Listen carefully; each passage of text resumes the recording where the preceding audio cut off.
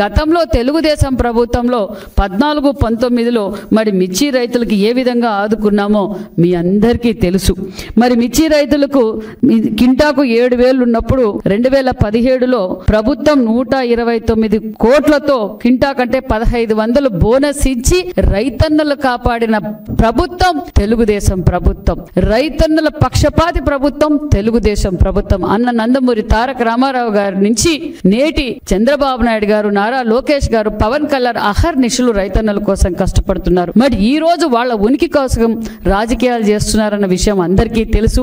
మరి గత 5 ఏళ్లలో జగన్మోహన్ రెడ్డి గారు పెట్టిపోయిన బకాయిలు, ధాన్యం కొనుగోలు బకాయిలు కూడా సుమారుగా 1,680 కోట్ల రూపాయలు నిధులు కూడా. ఎందుకంటే రైతన్నలు ఇబ్బంది పడకూడదు, రాజకీయాలు కాదు ముఖ్యం, రైతన్నలు ఇబ్బంది పడకూడదు అన్న ఉద్దేశంతో మాన్యశ్రీ ముఖ్యమంత్రి చంద్రబాబు నాయుడు గారు 1,680 కోట్లు బకాయిలు కూడా, గత ప్రభుత్వం బకాయిలు కూడా ఎన్డీఏ ప్రభుత్వమే చెల్లించిందన్న విషయం కూడా తెలియజేస్తున్నాం.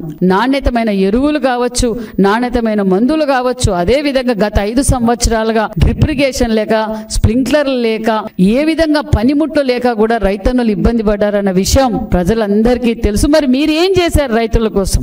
మీరు ముఖ్యమంత్రిగా 5 సంవత్సరాలుగా ఉన్నప్పుడు రైతన్నలకు ఏం చేశారు? రాయలసీమ రైతులు ఏ విధంగా ఇబ్బంది పడుతున్నారు? రాయలసీమ రైతులు నీరు లేక, సాగునీరు, తాగునీరు, ఆ రోజు 2019 ఎన్నికల సమయంలో నేను ఇరిగేషన్ ప్రాజెక్టులు కొత్తవి చేస్తాను, రిజర్వాయర్లు కడతాను, అదే విధంగా కాలువలు వెడల్పు చేసి ప్రతి ఎకరంకు నీళ్లు ఇస్తానని చెప్పి ఓటేపించుకొని మరి ఆ కనీసం ఆ రిజర్వాయర్ల నుంచి కాలువలు కూడా తట్టెడు మన్ను కూడా వేయకుండా ద్రోహి జగన్మోహన్ రెడ్డి గారు ఈ రోజు మాట్లాడుతున్నారా?